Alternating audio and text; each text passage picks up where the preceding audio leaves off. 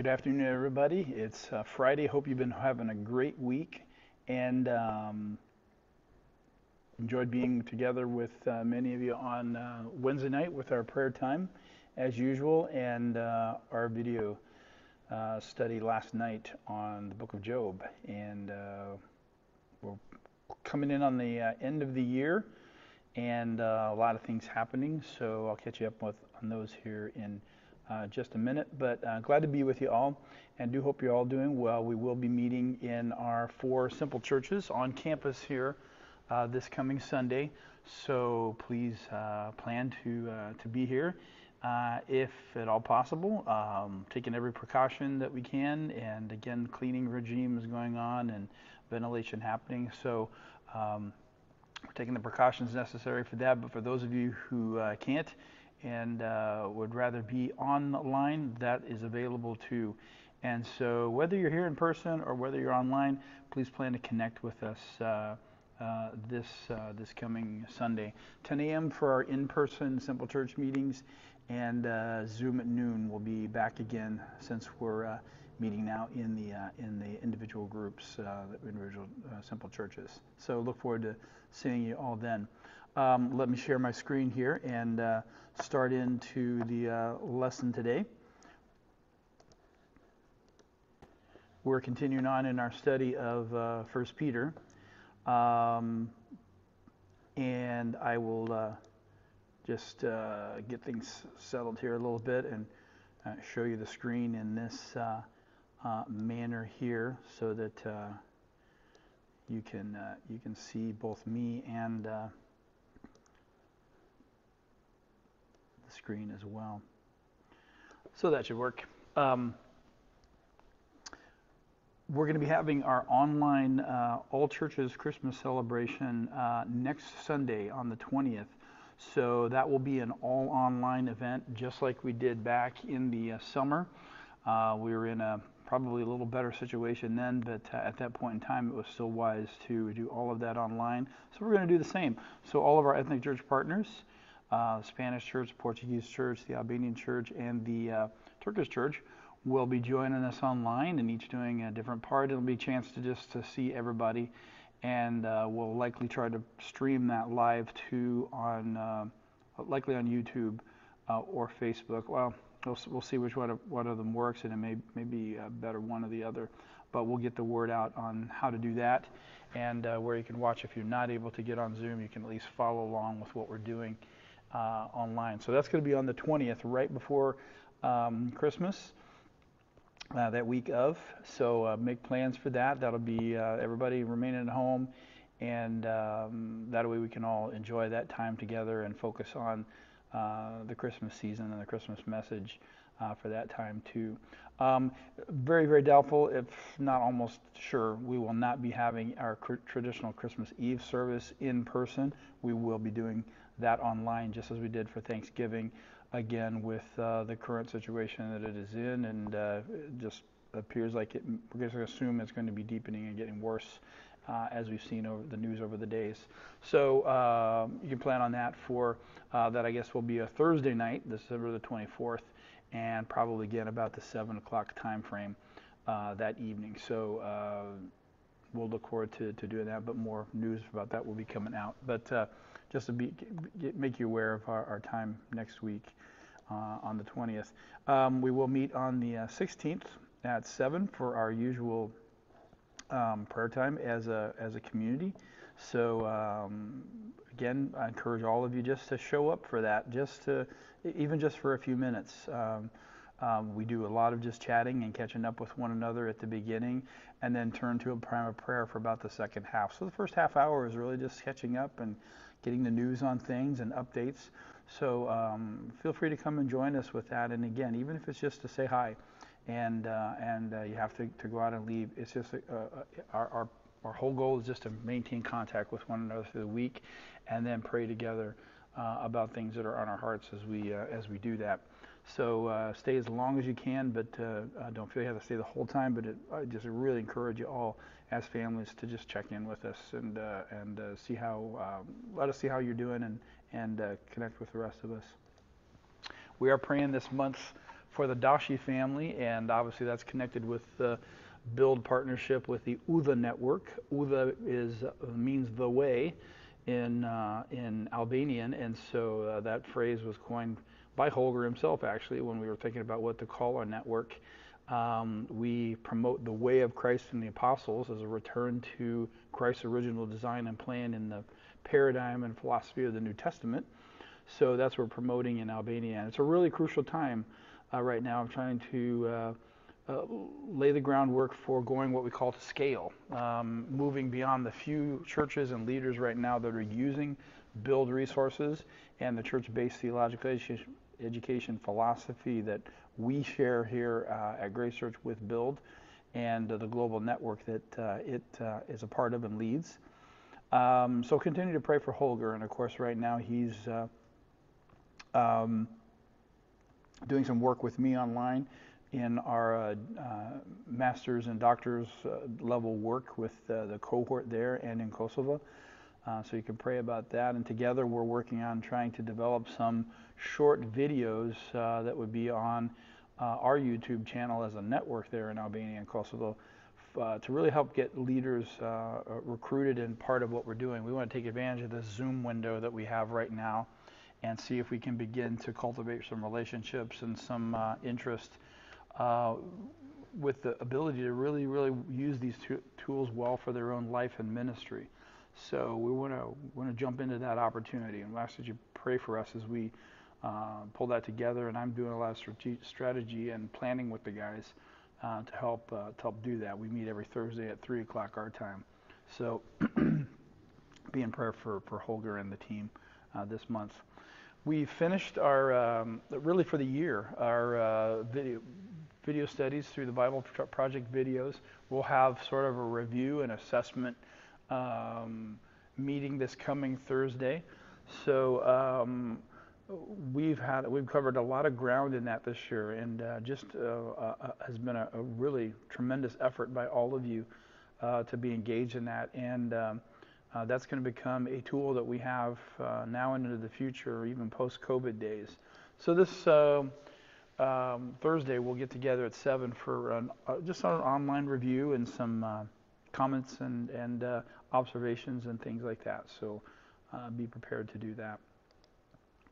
We're continuing on our study with 1 Peter, looking at 1 Peter 3, 1-7 now, as we continue on in this larger household text that we started talking about a couple of weeks ago and really got into last week with Peter's first exhortations to slaves and to masters in the early churches in the Roman world at that time. And we're taking that exhortation into the home, into our lives, into the most important and significant of our relationships as husbands and wives, male and female, at the core of our families.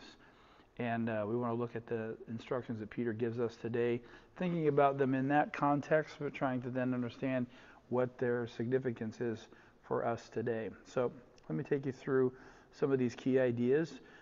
Take note of these questions, think about them, even begin to write down your answers and thoughts, reflect on them. Really, again, we need to just continue to develop the habit of thinking together. Many of us are used to the idea of sitting and coming to a service and listening to someone else talk like myself and going away, and that's it. That is not, we are not going to mature as disciples of Jesus Christ if that's all we're doing.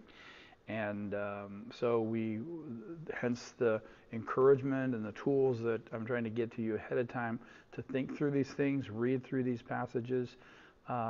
This one is one that many of you who've done First Principles will be familiar with as well, and I'll point that out here in a minute. But let me start with this question.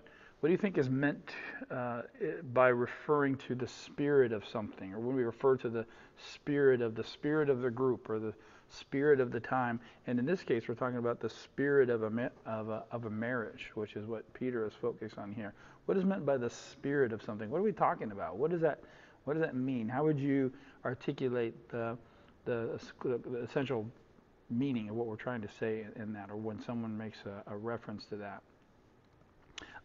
We are, again, following the design pattern and literary structure that we have portrayed and explained by the Bible Project video on this. You can continue to go back to that video and see how they overview Peter in terms of Peter's intent and purpose, and then how he's designed it. And we're in this middle section right now where Peter has really explained our core identity as a family, and basically who we are now because of what God has done in Jesus, and now how we need to properly respond to him in ordering our lives, this new life that he has given us. Important, as we see in this quote, that only by being firmly anchored in the truth of who Jesus is, the kerygma, the declaration of the things that God has done for us, and who we ourselves are as his followers, the new identity that it's given us, will we be able to live in the way the rest of this letter urges us to.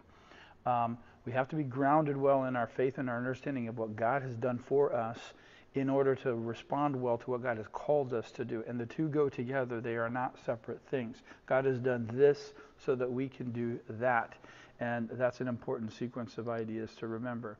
So we're looking at this second part of the body of the letter, where Peter is again focusing on the meaning and the purpose of suffering as a witness to Jesus, beginning looking at these household texts as we began to see last week in what would be a common status and class for many people, many Christians of that day, slaves of a variety of sorts. And we talked through that last week about what it means to be a Christian within that order, and to try to redeem that position that you find yourself in, even when it's in relationship to harsh people.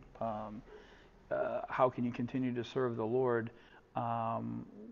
without the need or the dependency of uprooting that whole thing in order to do that? How can you serve the Lord in those trying kind of circumstances? And he moves that into the home and to the individual household this week. And oftentimes those would be related. Many larger, wealthier people would have a number of slaves. And so some of the slave master exhortations and teachings we have from Paul especially would be to Christian slave owners and their Christian slaves. And we see that in the book of Philemon. So while later on, that system was upended, at that time that was not the primary motivator they have, is how could they serve the purposes of Christ, the mission and establishing of his church in that kind of a system, without compromising their faith and indeed trying to redeem it.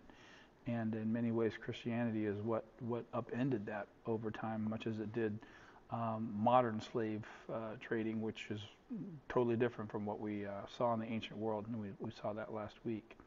Remember, we're also working now in this passage. This is a hinge passage where Peter has laid out an injunction about the things that he's going to talk about, the instructions to slaves we saw last week, and now to individual households. And three key things that I've highlighted here in that hinge passage where he moves into this section. Okay, here's now what you need to do because of what God has done. Keep away from worldly desires, be careful to live properly, and have honorable behavior. The things that we saw in the teaching last week and we'll see today fall under those categories. Those are very general categories about things that they need to do. He's now laying out and unfolding the specifics of what those are. So there's a reference here that he begins to explain as he moves on in the letter, and that's where we are and what we're doing. I summarized last week's teaching this way, that there are aspects of holy living in our position or station in life. In that case, it was slaves. We don't find ourselves in that often, but we find ourselves in difficult situations. And that holy living may not always result in the improvement of our situation, but we can still serve a larger purpose as we stand alongside God's family and mirror the Jesus we follow, reflect him into the world. We can choose to focus first our energy on defending ourselves or escaping that situation, and sometimes that's necessary. But more often than not, we can choose to trust God and wisely and prayerfully face difficulty that may reap far greater rewards beyond our own lives. So looking out to a situation where we may be able to serve a greater purpose than improving our own situation. And we have to think carefully about those. Some of them you need to get out of if they're abusive or destructive. But others, you may be doing a greater service by remaining there and serving Christ well. much as, again, Peter would say to slaves at that time. He was not asking them to upend the system. But in what way are the roles? And we see this as slave role, and now we'll look into the wife and husband role. What were the roles that Peter's outlining here? A way of being cheerfully radical. One of the scholars that I was reading, N.T. Wright in this case, kept using this term cheerfully radical. And I thought, you know what? I've never thought about those two terms being together. But what do you feel? What do you think about when you hear that idea, being cheerfully radical? We don't often think that those things can go together, but that's probably a good way to describe the experience or the nature of the early Christians. And how would that reflect itself in our lives today, to be known as cheerful radicals? We often think of one as positive and one is very negative, but yet they've been brought together here today. So I encourage you to think and talk about that together too. Let me read through the passage as a whole. So he goes on here in the same way. In other words, in light of what I've just said about slaves and masters, you wives must accept the authority of your husbands. Then even if some refuse to obey the good news, your godly lives will speak to them without any words. They will be won over by observing your pure and reverent lives. Don't be concerned about the outward beauty of fancy hairstyles, expensive jewelry, or beautiful clothes. You should clothe yourselves instead with the beauty that comes from within, the unfading beauty of a gentle and quiet spirit, which is so precious to God. This is how the holy women of old made themselves beautiful. They put their trust in God and accepted the authority of their husbands. For instance, Sarah obeyed her husband Abraham and called him her master. You are her daughters when you do what is right without fear of what your husbands might do. In the same way, you husbands must give honor to your wives. Treat your wife with understanding as you live together. She may be weaker than you are, but she is your equal partner in God's gift of new life. Treat her as you should, so your prayers will not be hindered. So that's the teaching we have from Peter today. It leads to another question. How would you summarize this passage in your own words? What's it mean? If you look at this as a whole, and you were trying to say, okay, what does Peter intend to say here? What is he meaning? What would that be articulated in your own words? How would you express that? That's an exercise I encourage all of you to do. Take 5 minutes and write down what you think this means. What's the main point, or the series of points that Peter is trying to make here? That's helpful as you prepare to come together and engage with others in thinking through these things as a community. Because again, these are household texts.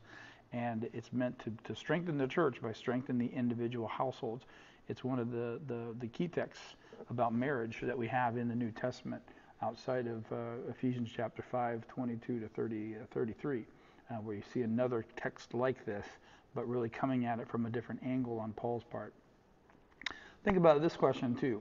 If someone 2,000 years from now were to describe the stereotypes for women and men in our society today, how would they describe it? Where would they look? What would they take note of? How do you think they would summarize the way our society and culture right now describes sort of the ideal man and the ideal woman, or the stereotypical one? We're looking back on a passage where Peter's making reference to things that people knew and understood 2,000 years ago. And we get even some specifics on that. That could be very, very different today, but some things haven't changed in the sense of the way that society as a whole and culture as a whole identifies true manhood and true womanhood. What do you think a historian 2,000 years from now would say about our time? What evidence would they find? What would they say about that? How would it be summarized? I encourage you guys even to talk about that at home and amongst yourselves as families and husbands and wives there. For those of you who are familiar with the First Principles series, book 1 of the second series, or sometimes we refer to it as book 5, on enjoying your relationship, focuses entirely on this passage.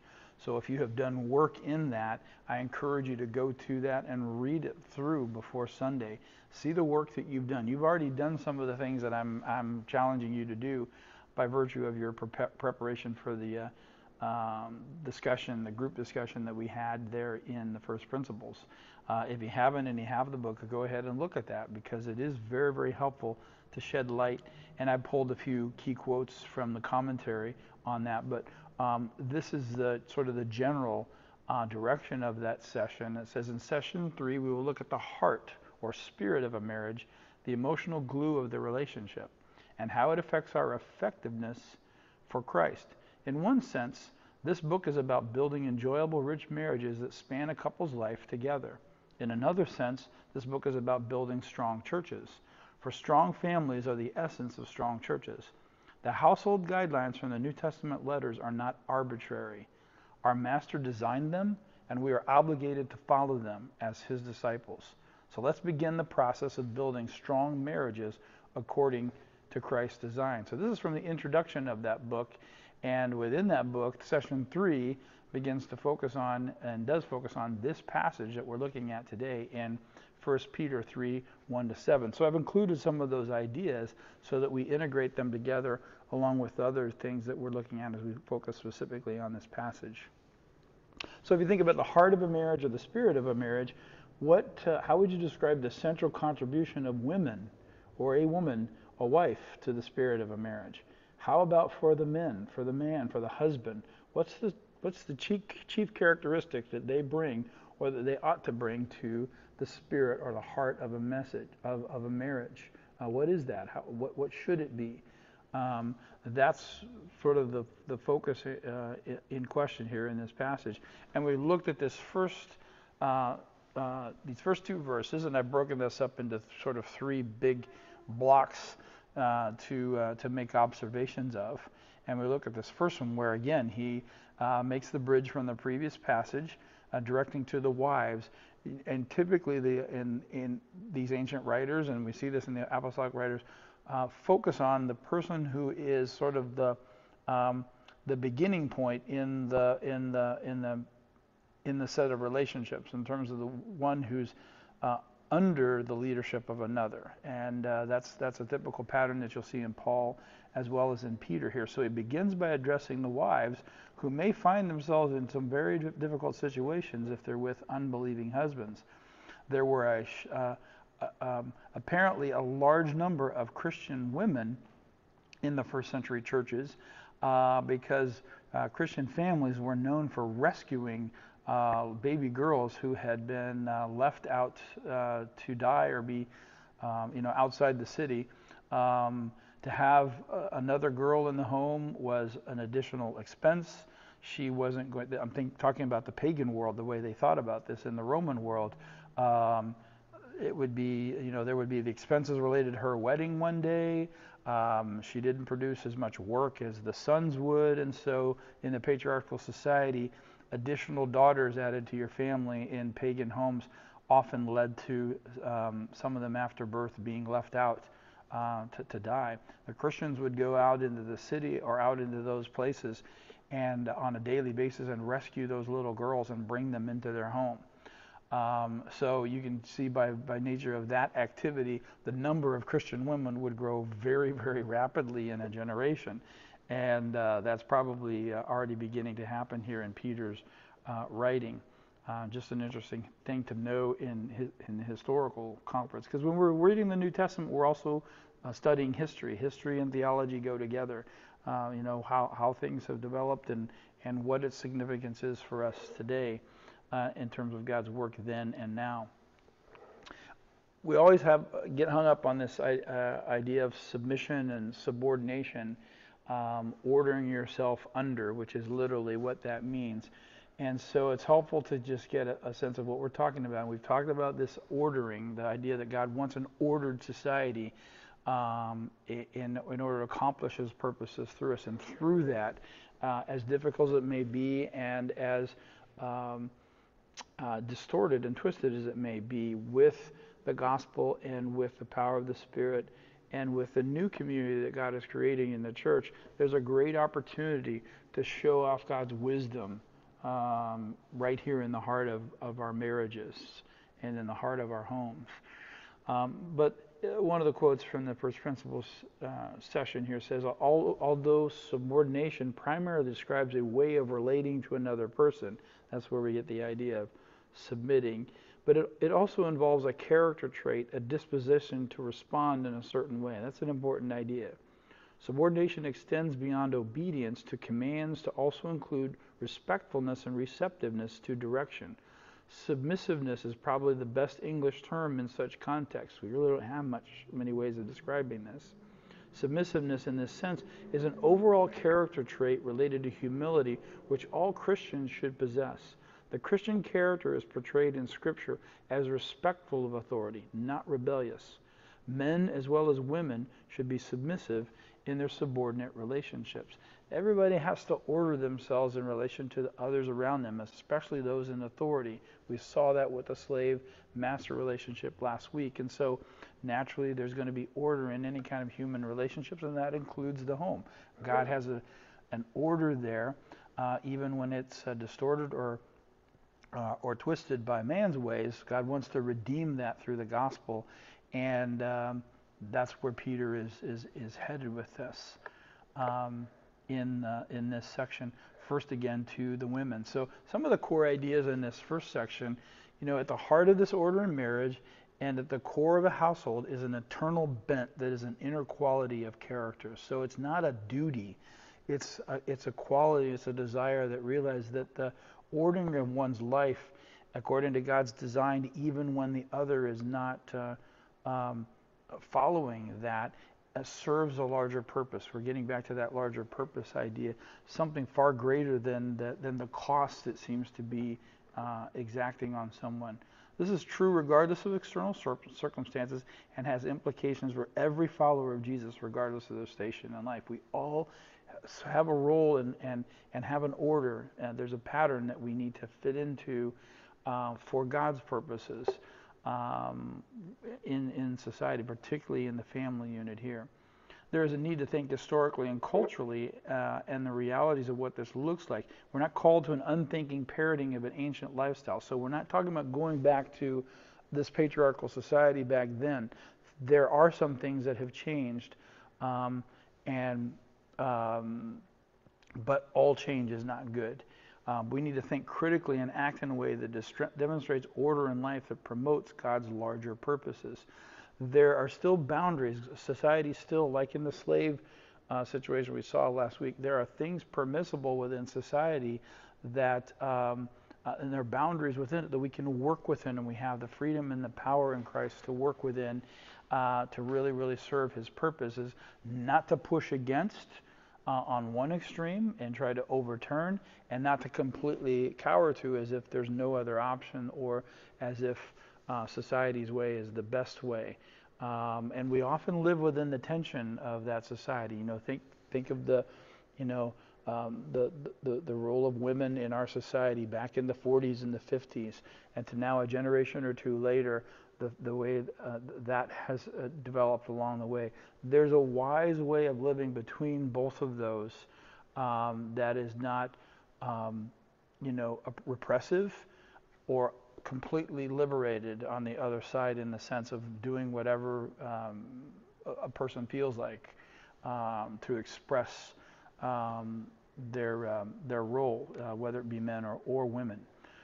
So we're learning to walk wisely between that, and Peter's doing the same kind of thing in that particular environment.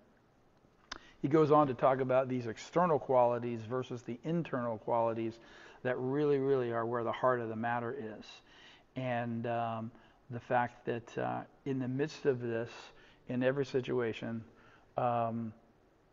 particularly in that of the wife, God is the one who's going to be caring for her. He's the true partner here. Who's going to and so trusting, just as he makes a reference here to Sarah, and think about the times, two instances where Abraham compromised his wife by allowing her to be brought into, the care of another man to save his own skin, and compromising not only her, but compromising the promise that God had made for him through him to bless the world. Abraham wasn't always the wisest guy along the way when you go back in Genesis and look at those stories.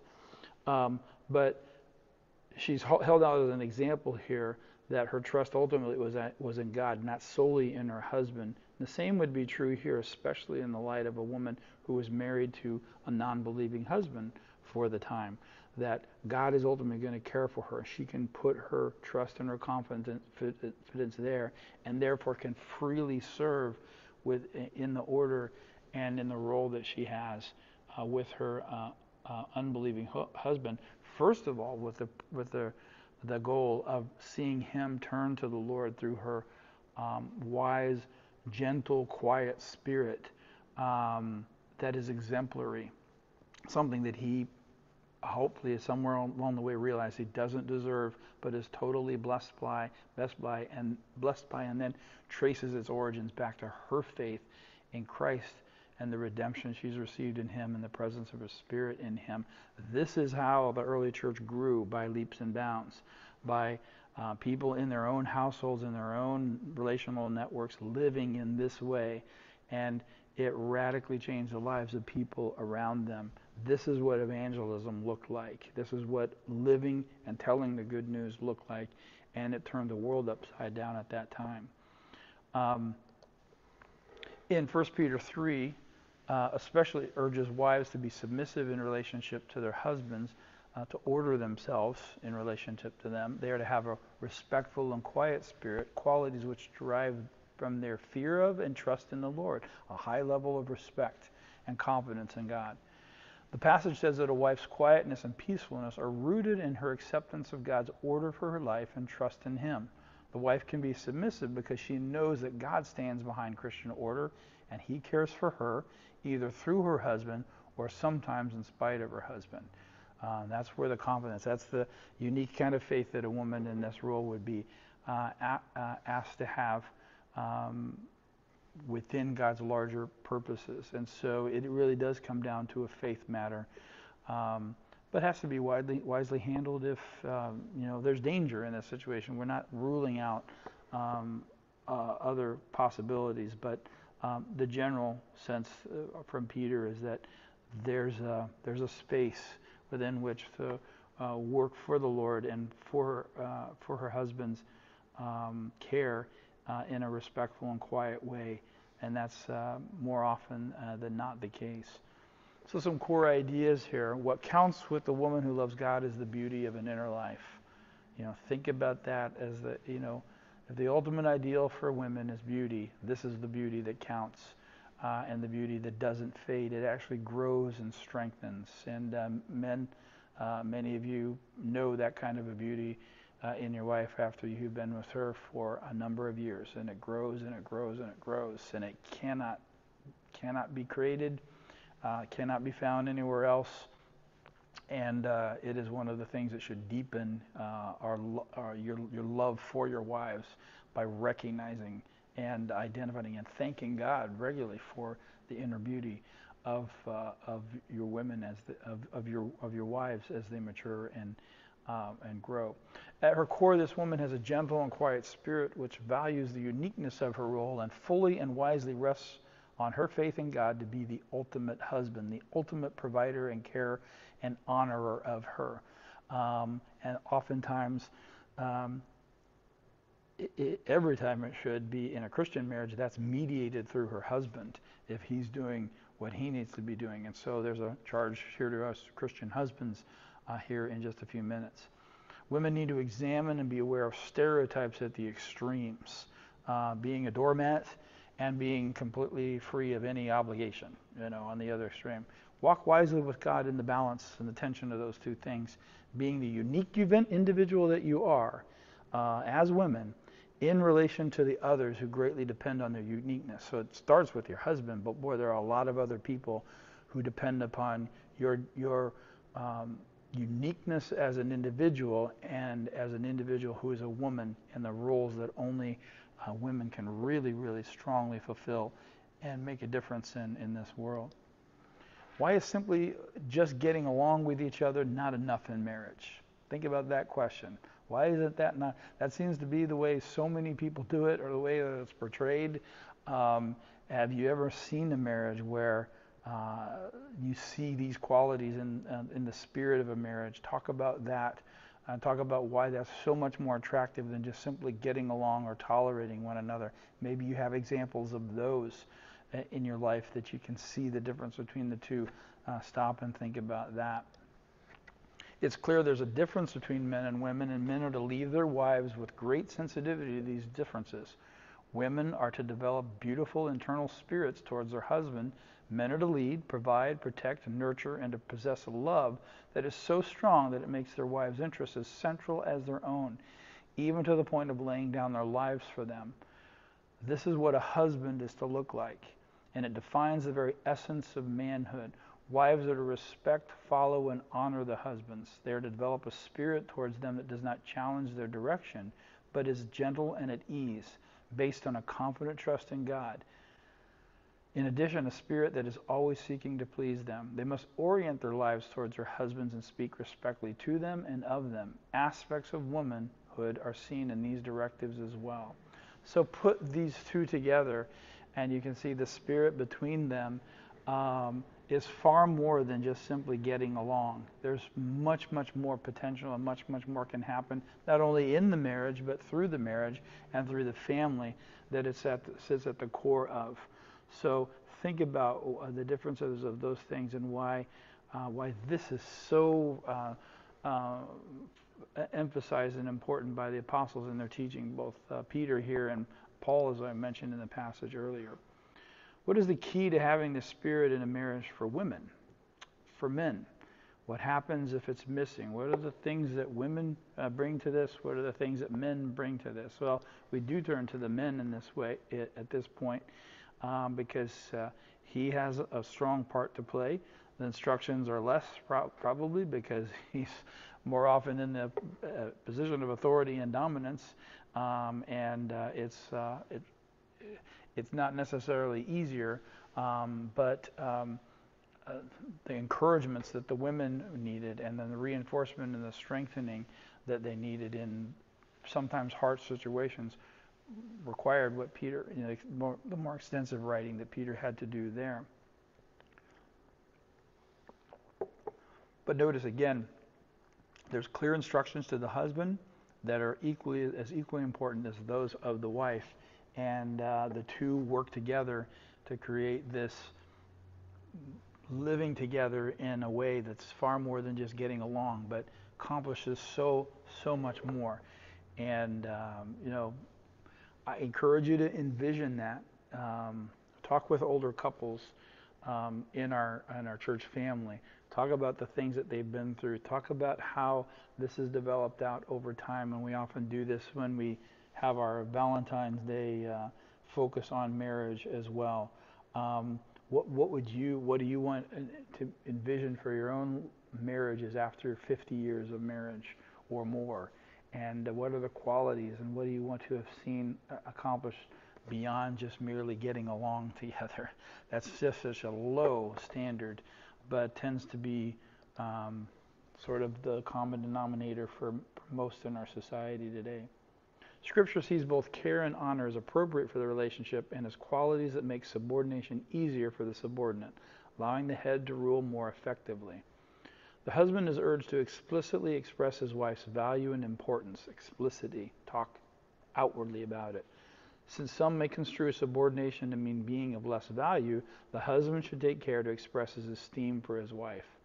Moreover, as he, the head of the house, expresses his esteem for her, and as he takes care to establish her in her position as the second authority in the house, the others in the household will be drawn to a greater respect for her. Want to help your wife as a mother? Honor her as your wife. If her husband treats her with honor, she will gain respect through her subordination rather than lose it. One of the more important tasks of a father in the family is to treat all the household members in such a way that they gain respect. The respect and dignity for each individual in the uniqueness that they have and the roles that they have. He is, in fact, the one in the best position to create respect for his wife and children. There's the essence of leadership for we who are husbands and dads in our homes. So some core ideas here. What counts as key for the husband is the honor that is due his wife as a woman who in the eyes of God is one equally receiving the new life and purpose that Jesus has secured for her as a woman for whom he cares under Jesus' authority. You work in that chain of things. Your work is under Jesus' guidance and leadership as a husband, and so you have to see her as Jesus sees her, with the same value that he places on your wife, and reflect it, describe it, express it as best you can in word and in deed. He's to do this with understanding of her uniqueness and the convictions of the principles of new living and the contribution his home is to make for the good news. You know your wife uniquely in the woman and the individual that she is, and you couple that with the first principles of Christian living that were given to in the New Testament, and that makes for a powerful combination in being the kind of husband and man and father that God wants you to be. This is so important that it affects our primary means of communication and dependency upon God himself in prayer. Notice that last line, treat her as you should so your prayers will not be hindered. There are serious implications to not following through on this as men in terms of the leadership of our home, our connection to God, and the effectiveness of our home in Christ's larger plan of building his church. We will not be contributing to that, and the prayers that we have probably won't even be lifted because we won't be lifting those prayers. We're off focus, off target. Get on target with these relationships in the spirit of a marriage in this way, and things happen, and God responds, and responds to our needs, our requests, and puts opportunities in front of us. Let me go back down here then. Another question. Why would it then be important for everyone in the church, regardless of age, to embrace these instructions for marriage? I know many young people and singles and others may say, well, this really doesn't apply to me this week, so I'm kind of check out. Well, answer that question. Why is this important? Why does this show up in the New Testament time and time again? Because it's not just about the marriage. The marriage as part of the larger whole, which is Christ is building his church. And as I said, it's a family of families affair. Our marriages are important because Christ is building his church. Our parenting is important because Christ is building his church. Everything that we do in our lives finds its value in the fact that Christ is building his church, this new humanity that we've been invited into, and the new lifestyle, the way of responding to God, and the transformation of our lives and relationships that's required of that in order to further those purposes. So it's a couple more slides here as we close. So again, we talked about cheerful radicalism. What does that mean? Well, a commentary to that end, we should allow these radical ideas, radical then, radical now, to sink into our imagination. So this is a call to reflect on these things. What would it be like if the magazines that we often stereotype men and women today reflected quite different idea about what it means to be a man or woman or a man? What would it be like if Christians were to start cheerfully behaving in that different way, whether or not the magazine trade caught up with the idea? The fact that this still sounds quite drastic indicates that this is a lesson each generation has to learn. Left to ourselves, even alas in the church, we gravitate towards what women and men have always done, allowing social stereotypes and natural hormonal instinct to dictate to us. We don't find it easy to go by the hard road of rethinking roles in light not of liberation of this or that kind, but of the gospel of Jesus the Messiah. The gospel that drives these things. It's who Christ is and what Christ has done. Just as we saw last week, it's a Christ-shaped example. What does a Christ-shaped marriage look like? What does a Christ-shaped wife look like? What does a Christ-shaped husband look like? That's the issue, because that's what the gospel then creates. So connect this to then. Let's talk about this on Sunday when we get together. What problems or issues in our lives, ministry, and culture today are being addressed by Peter here? What are some specific things that the first principles here on marriage in the household order that Peter's talking about are responded to or challenged by or have a challenging effect on the society around us? My summary thoughts today. Human relationships are challenging and at the core of who we are and how we influence others. Marriage is no exception, And this key relationship at the heart of a family is to be rescued and transformed by the good news of Jesus, even if one of them has not yet embraced the new covenant partnership in Jesus. The stuff of everyday life at home can change lives and change the world at the same time. This is where our holiness, orderly lives, and honorable behavior are most apparent. It is not a private world where we can do as we please. So thinking about our homes and our marriages in that way, again, has been the subject that we have today. So again, I just hope you all have a great weekend ahead and have an opportunity to think about these things. The Lord bless you in it, bless your families, and see everyone either in person or on Zoom this coming Sunday. So the Lord bless you all.